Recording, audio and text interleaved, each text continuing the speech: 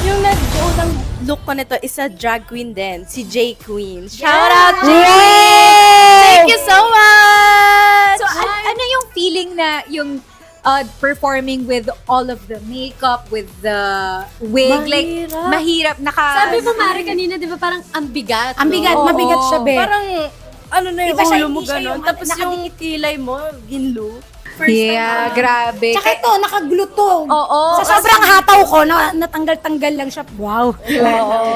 Pero 'di ba, it goes to show kung gaano kagaling yung mga drag queens Yes. talaga. Mahirap siya, hindi siya Kasi madali. Mahirap, nagpo-perform sila napakahirap. na with all of the every accoutrements, sa night. hair, sa face, sa outfit. Tsaka mabigat. At napupull off nila na parang wala lang, 'di ba? At ganun din ang nagawa ninyo Ay, for thank you. tonight. Ay, thank you. Grabe.